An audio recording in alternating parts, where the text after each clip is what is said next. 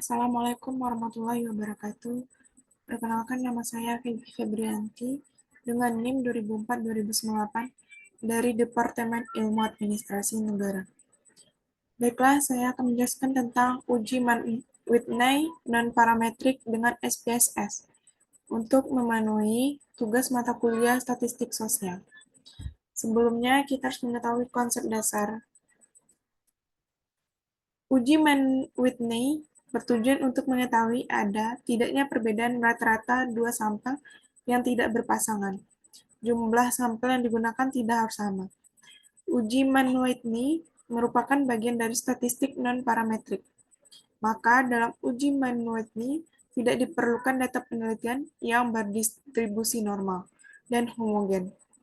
Uji Mann-Whitney digunakan sebagai alternatif dari uji independen sampel tetes jika data penelitian tidak berdistribusi normal dan tidak homogen.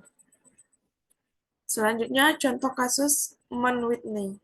Seorang guru ingin mengetahui apakah ada pengaruh penggunaan metode diskusi terhadap hasil belajar pada mata pelajaran IPA kelas 9. Untuk keperluan tersebut, guru tidak menggunakan metode diskusi pada kelas A dan menerapkan metode diskusi pada kelas B. Kemudian guru tersebut memberikan ulangan untuk masing-masing kelas dengan soal yang sama. Maka diperoleh nilai atau hasil belajar sebagai berikut. Untuk hasil belajar kelas A yang tidak menggunakan metode diskusi, dan untuk kelas B yang menggunakan metode diskusi. Di sini sudah terlihat adanya perbedaan hasil belajar IPA antara kelas A dan kelas B. Selanjutnya, masuk ke aplikasi SPSS. Kita klik Variable View, bagian name pertama, kita klik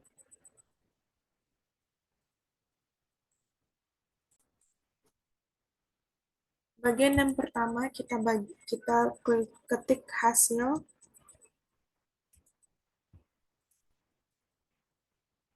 Untuk name kedua, kita ketik kelas. Sedangkan bagian label, kita ketik hasil belajar IPA.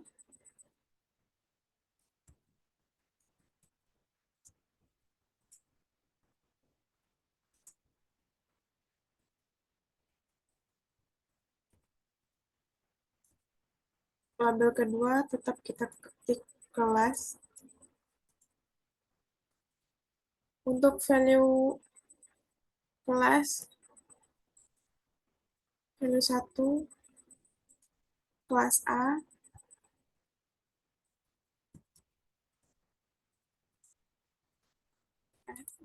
Value 2, kelas B.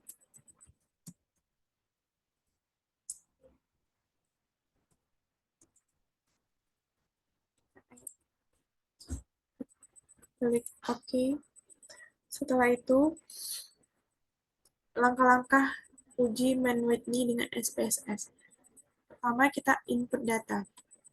Input data, klik data view, kita input data dari Excel.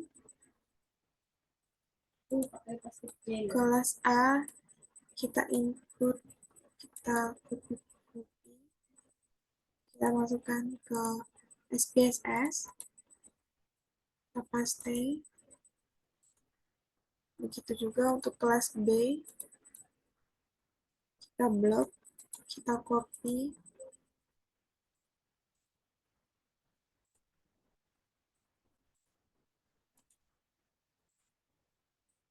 setelah itu kita paste juga. Untuk bagian kelas, kode A, kita blok, kita copy, kita paste. Selanjutnya untuk kode B, kode kelas B, kita copy, Kita copy, lalu kita paste. Setelah itu kita mendapatkan data sebanyak 20 data. Datanya selanjutnya data tersebut kita analisis.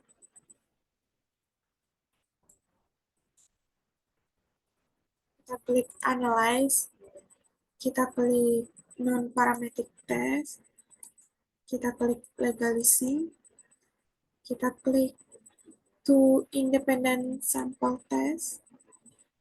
Untuk hasil belajar, kita pindahkan ke test variable test. Untuk kelas, kita pindahkan ke grouping variable. Selanjutnya, bagian define group, ketik 1, 2, continue, klik OK.